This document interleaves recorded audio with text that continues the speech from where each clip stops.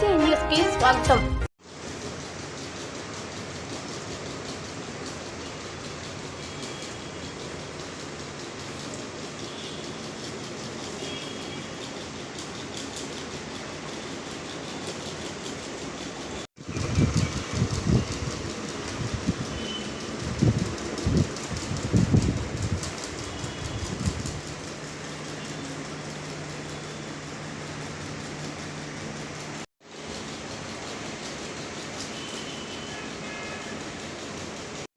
Doctor జెట్టి శేషారెడ్డి విజ్ఞాన కేంద్రం నిర్వహణ కమిటీ కన్వీనర్గా ఉన్నాను.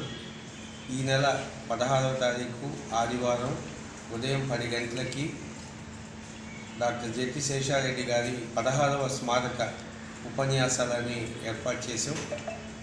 ఈ ఉపన్యాసాలు జస్టిస్ టి రజనీ గారు భారత రాజ్యాంగంపై ప్రసంగిస్తారు. ప్రపంచ ప్రజారోగ్య నిపుణులు డాక్టర్ టి సుందరరామన్ గారు ఆరోగ్య హక్కు చట్టం అనే అంశంపై ప్రసంగిస్తారు. కాబట్టి ఈ అంశాల మీద ప్రజలందరూ కూడా పాల్గొని సదస్సును జయప్రదం చేయవలసిందిగా కోరుతున్నాం. శేషారెడ్డి విజ్ఞాన కేంద్రం సాంస్కృతిక విభాగం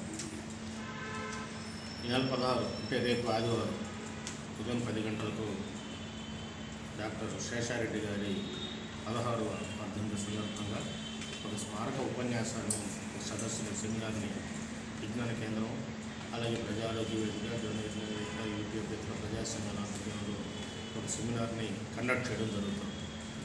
ఈ సదస్సులో ముఖ్య వక్తలుగా 2 ప్రధానమైన అంశాల మీద ముఖ్య వక్తలు వస్తున్నారు. అందులో మొదటిది రాజ్యాంగం యొక్క విలువలు సవాళ్ళు అనే అంశం మీద chief justice high court Rajani madam garu వస్తున్నారు.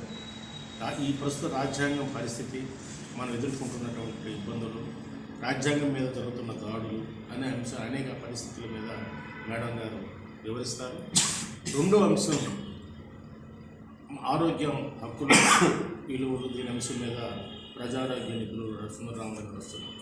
ఈరోజు ప్రజల ఆరోగ్య పరిస్థితి ఎలా ఉంది, ఆరోగ్యం పేద ప్రజలందరికీ అందుతుందా, పేద ప్రజలందరూ సరైనటువంటి ఆరోగ్యాన్ని పొందుతున్నారా, వాళ్ళకున్న రాజ్యాంగంలో పొందుపరిచిన ఆరోగ్య హక్కుని వాళ్ళు అనుభవిస్తున్నారా, అసలు దేశ ఆరోగ్య పరిస్థితి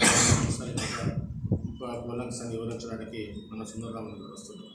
ఇది ప్రతి సంవత్సరం శేషారెడ్డి గారి వర్ధంతి సందర్భంగా ప్రతి సంవత్సరం ఈ స్మారక ఉపన్యాసం చేయడం జరుగుతూ ఉంది.